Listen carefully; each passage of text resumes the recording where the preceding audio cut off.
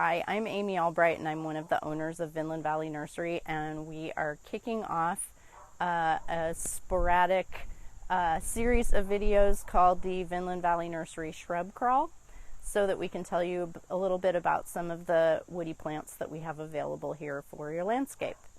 So we're starting off with some evergreens today. Boxwoods are the first. Boxwood is native to Europe and Asia. Boxwoods were first used in Egypt in 4000 BC. The Egyptians planted the boxwood in their gardens and trimmed them into formal hedges. These are green mountain boxwoods. They are all of the great things about a broadleaf evergreen boxwood plant, but with a habit that is more upright than the green velvets and the new gens. So they're great for a privacy hedge. They'll get about 6 feet tall. They can be sheared just like any other boxwood into little shapes and topiaries, or just left to kind of shape themselves and look more natural. So these are boxwoods. This is a variety called green velvet, and this is a newer variety called new gen. They're interchangeable size-wise. Their mature size is about 3 feet high by about 3 feet wide. Boxwoods are just really easy evergreens, broadleaf evergreens that can grow in most conditions. I've even transplanted ones that have been planted in locations for 15 years. You just cut them back, and they're a very resilient plant and very beautiful all seasons. This is a variegated version of the regular green boxwood.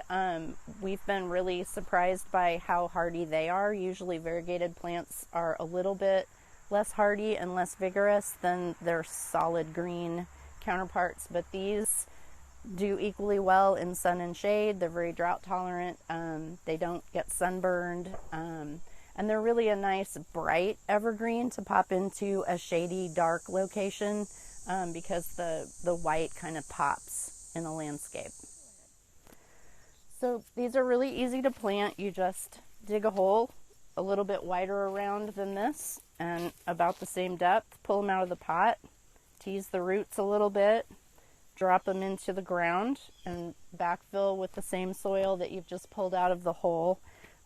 You can, but you don't have to, add a little root starter to the hole before you drop the shrub in. And then just water them semi-regularly for the first couple of months that you have them in the ground. They're very drought tolerant. After a while, you won't even have to do anything to take care of them.